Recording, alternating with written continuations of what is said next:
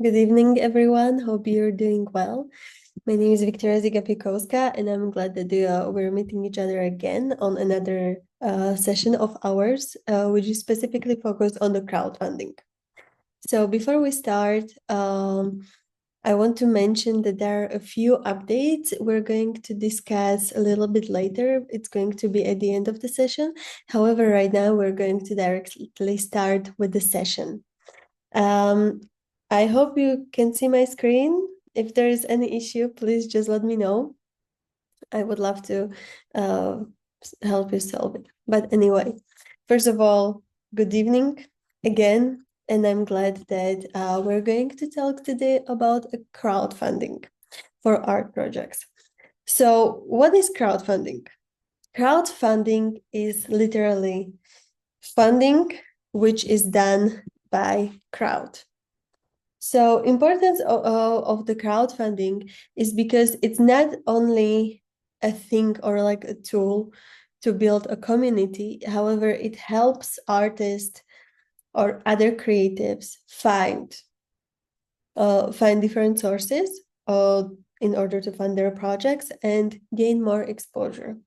So for you as an artist, it's very important to build a community. However, it can be pretty demanding, especially these days with constantly changing algorithm. We are going to talk about algorithms a little bit later. I believe it's going to be on the 9th of April. The session on 9th of April is going to be very much focused on the social media. But in general, usually artists try to build their communities on the social media. In terms of the different crowdfunding platforms, there are multiple of them out there. I'm 100% sure that each country or Visegrad countries specifically, which this incubator is focused on, they have their own crowdfunding platforms. However, one of those biggest ones, which are broadly known, is Kickstarter, Patreon, Indiegogo, or GoFundMe. Probably you heard about it.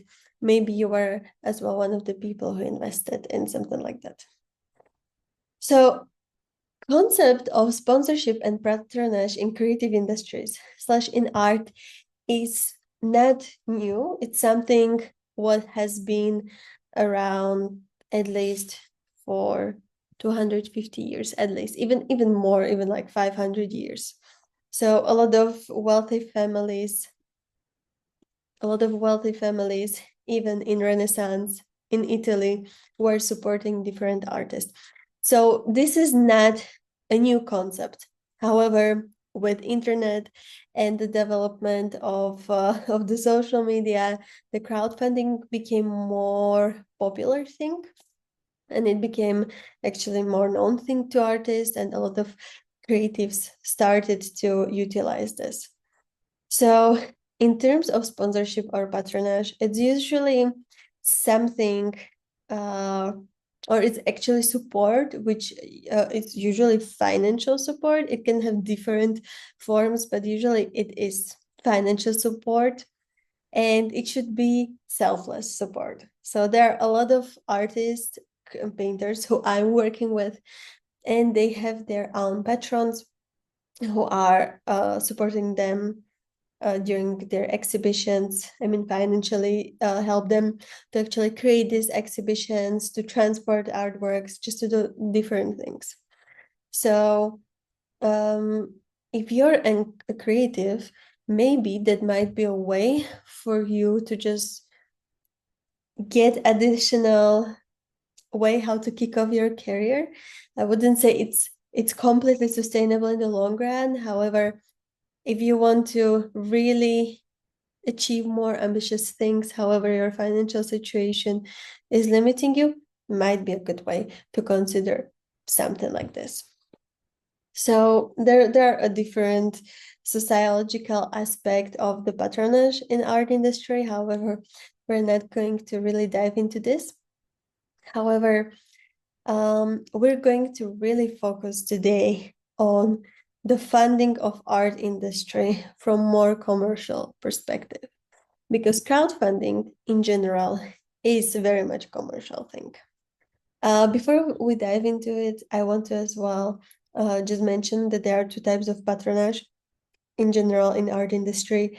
One, which is very much politically and economically focused, and usually those people are coming from this kind of industries and are supporting artists because it as well kind of goes hand in hand in the with the reputation. Or covered patronage, when it's like more open, the person usually orders the work of artists or pays like different costs, like the exhibition one which I spoke about.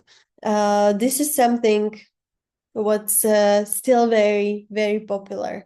And when you are an artist who is currently emerging and you want to scale into becoming more in the middle range art market, or like just going up with your career, it usually helps if you have someone who is either some politician who is buying your artworks, or if you have some bank who is supporting your art. All those things are very much profitable for, and I don't mean only for the pocket of an artist, but I mean especially for the reputation of an artist.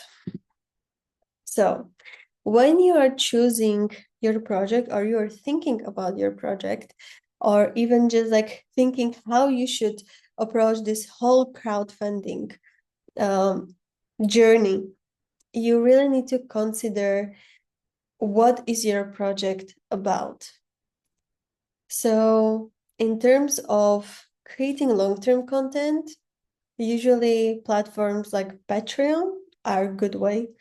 You can see a lot of independent journalists these days using Patreon in order to really monetize their content, because there are some limitations online. Spotify has limitations, YouTube has limitations. The Patreon is a little bit more, gives a little bit more freedom to content creators. Or if there is a specifically limited project which you want to create, like art project, then Kickstarter might be a better option for you. But in general, before you start, it's just very important to do your research about platform which works for you, about what kind of audience you can find on a specific platform, and what are additional fees, policies, rules that these specific platforms are applying. It happens that artists just start and think, oh, I need to get 10,000 euros in order to create this project. And then they found out that they need to pay for this, they need to pay for that, for social media campaign, then there's some fee for the website, like a lot of different aspects. So in general, you really need to have a specific plan. I would strongly suggest you that before you even start thinking about your project, just make sure that you research certain plans, or there are definitely a lot of free tools which you can personally utilize in order to start with the strategy. Because without strategy, crowdfunding is not going to work for you. I'm not sure if you are aware of it, or if you saw it. However, Facebook had at some point this kind of crowdfunding option. I saw that a lot of people used to do it around their birthday, that, oh, I'm raising 100 euros to support this cause or that cause. Usually it didn't work out. They maybe were able to get, I don't know, 10-20% of what they wanted, but they didn't really get it because Facebook, first of all, is not a platform where people are so used to spend money. They're used to see advertisement, which leads them to different websites, but they're not really used to, spend money on Facebook directly. So this is as well very important reason why you need to think about your strategy, because without strategy, you're not going to succeed. We already discussed different platforms. We didn't discuss Indiegogo. Personally, I don't have experience with Indiegogo. However, it's supposed to offer fixed and flexible funding models, which are really good for experimental creative projects.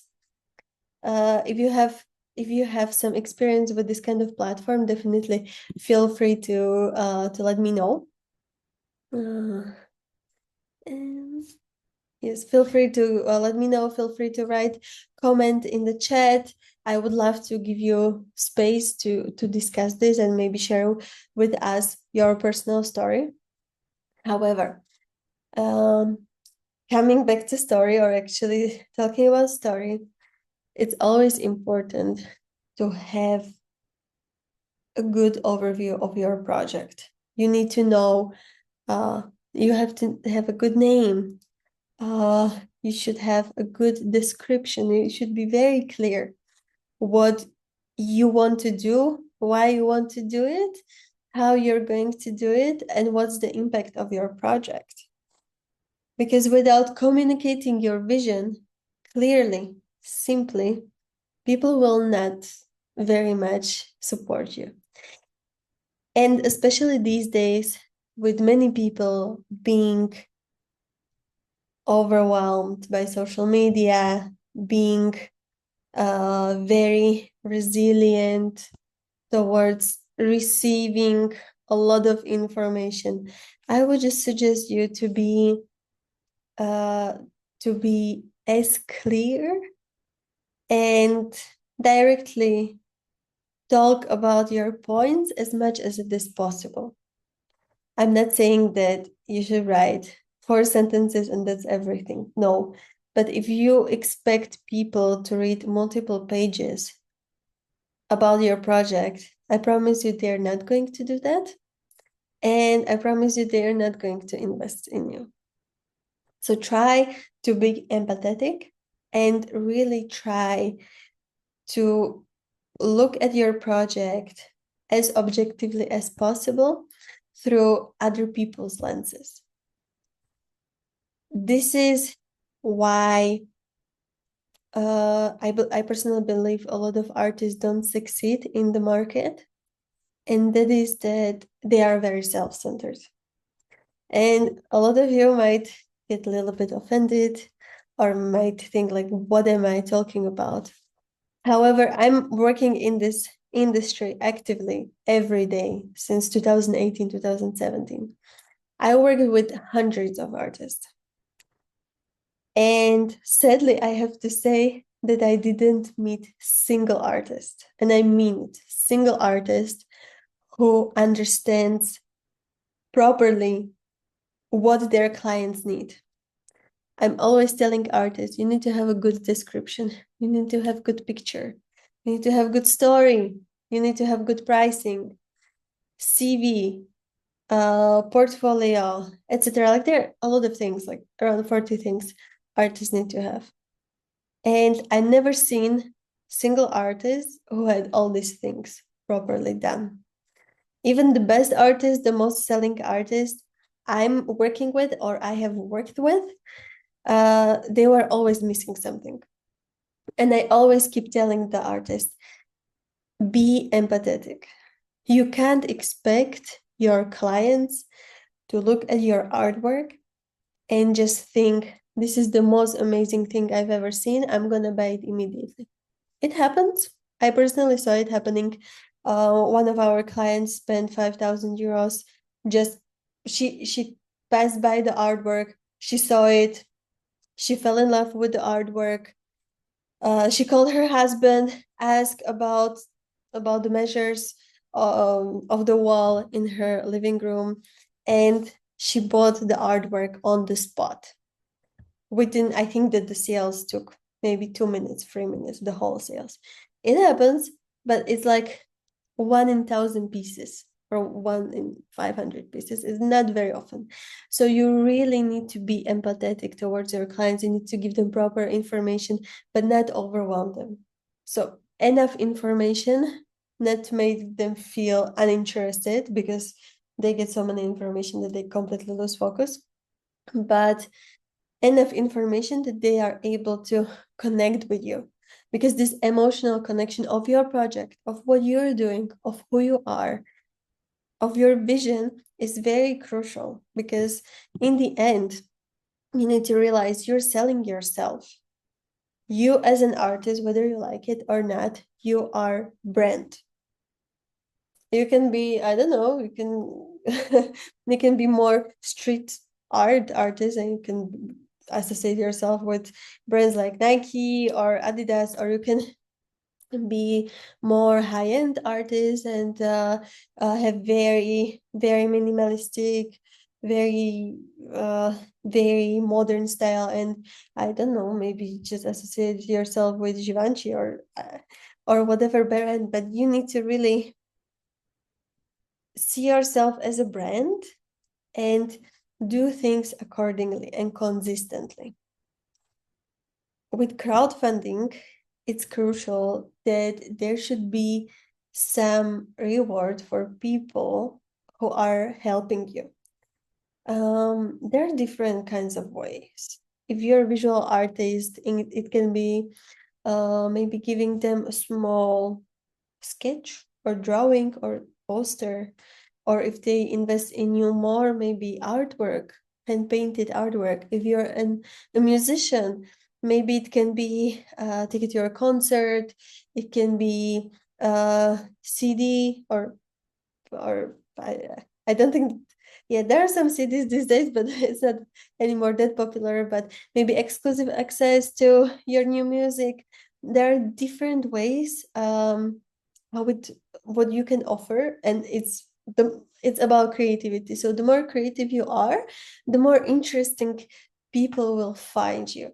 However, there should always be certain reward, certain incentive that they should get. I heard as well about cases. This was specifically case of musician who did a huge Kickstarter campaign. He actually raised 150% of what he wanted, with the promise that he's going to actually launch his music, and that he's going to create the whole album, and he's going to give away the albums to all the donors, and it never happened. So when you're doing that or you do this, then of course it will damage your reputation. So don't give people too big promises.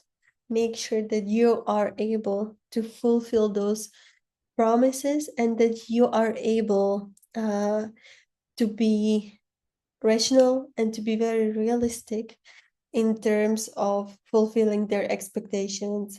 And I don't mean only in case of the rewards, but I mean as well the delivery dates. Let's say if you say that you're going to give away 500 posters within 1 month to people who supported you, might be more demanding. Make sure that you give yourself some buffer time, some spare time, because there might be a lot of things which go wrong. You might have issues with the distributor of the posters, with the printer, or whatever. There are 1,000 ways how things can go wrong, but just make sure that there's as well buffer time for you to fix if there is some challenge coming your way. In terms of the social media, especially for these crowdfunding campaigns, it's very crucial to have some video content, some images, which are going to connect people with your stories. Because crowdfunding is not only about raising the money, however, it's about making sure that people connect with you, that you're able to build certain community around you, that you're able to get people on board with your vision, and that you're able to create these emotions or connect their emotions with you or your project. So, really great way these days, right? Social media, short videos, reels, so many ways how you can do it. Just like random posts, maybe blog posts, newsletters, a lot of ways how you can share the content, how you can keep the lead warm, if you know what I mean, that you consistently make sure that they are still involved in the process, and mainly that they get updates. Because if you create crowdfunding campaign and people don't hear from you, don't see what you're doing with the money, it does not really show you in the best light. And honestly, I'm not 100% sure. And I've never heard of a case that someone wouldn't deliver and would have a huge legal responsibility towards people who supported them. I don't think so, but it's more moral responsibility. And I can guarantee you that if you don't deliver the first time and then you will try to go for the second round, people will not be that willing to support you second time. You know, they will just not, they will not trust you. So make sure that when you're building your brand, that you're trustworthy. And one more time, back to the updates. I understand that a lot of things can go wrong in creative industry all the time. And that's not bad thing necessary. Okay. If things go wrong, great. You can learn from that for the next time. However, you need to communicate it very openly with people. You can say, this is the challenge I'm currently facing. My apologies for that. I'm solving it in this way. This is what I'm currently looking for in order to solve it. Is there someone in my network who can support me on this journey? It's very much okay to be vulnerable and be honest, because that actually shows the strength of yours and the strength of your brand. But if you just disappear from earth and no one will hear from you, then that's definitely not a good way how to do things. Before you kick off your campaign, there is always good way that you as well utilize your current network. So building and kind of reaching to your current audience, either on social media, emailing list. It can be your personal social media. It can be social media of your family, your friends. It can be even the physical circle you have around you. But that's just good to start it, to saying that, hey, this is what I want to achieve. This is how I'm doing it. Can you support me on my journey? Or do you know someone else who can help me to achieve this? For a lot of people, this might be a very scary thing. But the worst thing people can tell you is that, hey, I'm not able to support you at the moment, but I would love to share it with someone else. Or maybe they are not in the circle, or they don't have circle of people around them which would support your project, and that's fine as well. But it's just good that you even start talking about it, because people will remember it. So don't hesitate to warm up, to reach out to different people and telling them, hey, this is what I'm doing. Can you support me in any way on this journey? It's really fine. Some people will support you, some people won't support you, and that's perfectly fine. But just if people don't know that you're doing something, then they just can't be there for you. And maybe some people really want to be there for you. Creating marketing campaign with some sneak peeks, countdowns, announcements is very good way as well to not only keep people updated, but making them more aware about your vision. Because not a lot of people, or maybe a lot of people might see what you're doing online, but not many of those people just really go to specific crowdfunding page and just check out your project. So make sure that when you are doing this crowdfunding, that you're targeting people from different sides. And this is just a very funny thing, or like very random fact I'm going to tell you. So when people are purchasing something as simple as shirt, it usually takes them 5 times to see the product until they purchase it these days. So they might see it, I don't know, on some shared website, or like, let's say Zalando. Zalando is pretty massive e-commerce. So they might see it there. Then Zalando retargets them through Instagram or through Facebook, and they see it once, second time, first time, and then they might I don't know, search on Google another t-shirt, and they see it again. And then usually around like fifth, sixth time, they are willing to purchase that product. And we're talking about random shirt, okay? Maybe 30 euros or something. When you as an artist, you're asking for more money, or in general, when you want to sell your art, it usually takes people around 25, I don't know, like seeing the art or connecting with you or just seeing what you're doing 25 times. They need to kind of get to know you, and they need to get certain association with the product. And it takes average 25 times for art industry, for creative industries. So really think about it from this perspective, that you really need to have a content, and you need to have plenty of content if you want people to support you in crowdfunding. When you have someone who is supporting you already in the beginning of this journey, in early stages, make sure that these people get certain extra benefit, and mainly that they get certain incentive in order to share it with other people. So it means that, I don't know, if you're about to make a concert, you can say that, hey, if you support me in order to make this concert real, I'm going to give you a ticket. And because you are early bird, I'm going to give you, I don't know, 50, 60% discount for the second one. So you can bring your plus one or your family or anyone else, or share it with someone. So make sure that people see benefit behind supporting you, and behind really having certain reward from you, because they supported you. You should not be scared to as well partner up with different companies, influencers, artists, friends, just to make sure that you spread the word as much as possible. Especially these days, in the whole social media noise, when people's average span range is 3 seconds. That was, I believe, 2 years ago. I think now it might be even less.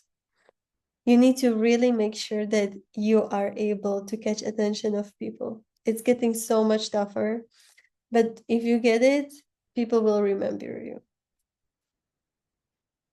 After the campaign, after you reached the desired amount for your project and you can finally start working on it, it's important to still communicate the updates on what you're doing, how it goes, some extra rewards, extra perks for people who supported you. I don't know, maybe you wanted to do an exhibition, you made it work, you're having another exhibition, and you can maybe do special pre-opening or VIP opening for people who supported the first one. There are different ways how you can keep these people or these leads warm in order to utilize them in the future. Definitely make sure that you try to put some personalized thank you message, because that's one of the ways what builds long-term relationships. I always tell our artists who are selling the artworks to our clients that when they are sending the artwork, that they should put personally written note, or they should put something small, maybe small drawing or something, because that will stand out. People will remember them, and then they are more likely to purchase another artwork or to support artists in different ways. So make sure that you have it. It might seem to some people like waste of time, but I promise you it's not waste of time. It's a very important thing. And of course, if you have another projects you're working on, you can always re-invite all those people to support you again on other journeys. But there's a big but. Before you start working on your project, we discussed it a little bit before. You need to make sure that you have a specific goal on your mind, financial goal, and it should be properly, rationally evaluated, and it should be based on real costs. Because if you come up with random number of, I don't know, organizing festival, then first of all, there's a huge threat that it might be not enough. But if it's too much and it's unrealistic, people usually see through these kind of things and they don't support such kind of projects. So when you're calculating the goal or like the amount of money, you need to make sure that you have proper estimation of the costs, that there is certain buffer, that you count with the fees, you count with optional threats. I mean, like you might, for the festival, you might need to, I don't know, prepare contracts for people who are going to volunteer there or something like that. So you really need to be very specific, because sometimes in terms of administrative costs or legal costs, they might be hidden, but they might be really big. So make sure that you really put proper thought and proper time in your budgeting. So we put here as well 2 case studies, which are relevant for the creatives. One is regarding soda kiln company, ceramics company. I would strongly suggest you to just have a look at it and see how they are save our soda kiln actually, how it did, and what was their vision, what was their storytelling, and how it went, and what they were able to give people who supported them. I would definitely just suggest you to browse these platforms, to really be highly critical, and mainly find the project which is similar to your vision, if this is something what you consider. If you might have certain idea about what you want to do, you can always talk to these 4 mentors we're having, and you can discuss with them your vision. If you have a specific plan, project timeline, description, vision, you can share it with us anytime in advance so we can have a look at it. We can support you on this journey. Maybe we're able to as well share it on our social media. And in general, just having feedback from another side, getting ideas from other people who already did succeed, who already worked on such kind of things, is good way. And you definitely don't have to be concerned to ask. Majority of people are just open to have discussion with you, to talk to you about this kind of things. So, as every week, all the materials are going to be delivered to you tomorrow. There's going to be a worksheet again, so you have a week to work on it, and of course you get what you get. But if you're an artist who is strongly considering crowdfunding, then just let us know. We would love to talk to you. We can have one of the consultancy sessions just to discuss it and your vision, and maybe support you somehow in this way. If you have any questions, feel free to prepare them right now or just write them down in the chat. And there are a few things what I would love to share with you before we're gonna end today. So we are almost completely finalized with the consultancy dates with our mentors. We created this kind of Google Drive file where you will be able to comment on a specific date. Just write there your name, save it, and then we're gonna share with you the details how you can connect with the specific mentor. We're still waiting for Philip from last week, so he's going to give us dates, but he's going to be the most flexible from all those mentors. But I would love to ask you to already think right now who you want to talk to. We will share with you tomorrow this kind of file, so you'll be able to see it already. First comes, first served. That's basically the policy. So definitely don't hesitate to book it immediately as you receive it.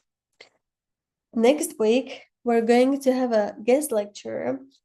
She's one of the artists we're working the longest with. I believe that since beginning of 2018, Andrea Ehret, we're going to talk about collaborating with other artists and creative fields. And in general, I actually asked Andrea to join us next week because I believe that she is amazing visual artist who is having a lot of collaborations with different people, different organizations, and it worked out very well for her. So there's a lot you can learn from her. And mainly, I would love to ask you to just ask questions. There is a session prepared by us. I'm going to see if we're gonna do that session and Q&A or only Q&A. I believe that it will really depend on the mood, how many people will join, and of course, how many questions there will be. But I would strongly suggest you to check Andrea Ehret's social media. She has a lot of followers, so you can as well ask her about how she built her social media, how she built her community, because she has a lot of like huge community. She even built community of collectors who are regularly buying her art. So don't hesitate to really ask her. She's a very open person, so she will definitely answer even the most basic question. And I would love to as well mention that Victory Art is collaborating with Andrea Ehret on an exhibition in Washington, D.C., which is going to start on the 1st of May, 2025. So it's something over a month at the moment. So we are completely busy with preparation of this exhibition. And this is our first Victory Art exhibition, which is going to be intercontinental. So we're just very excited about this. And it's going to be our 7th birthday, exactly on the 1st of May. So it's very symbolic as well for the whole Victory Art team and for our company. And right now, there's a time to ask questions. And in case there are no questions for this specific topic, or you're too shy to share, to actually ask in front of multiple people, or you just want to think about this session, just feel free to contact us or directly book your consultancy session as soon as possible. And in that case, I would love to wish you amazing evening. Amazing evening, and we're gonna meet again next week, Wednesday at 7 p.m. Have a great evening.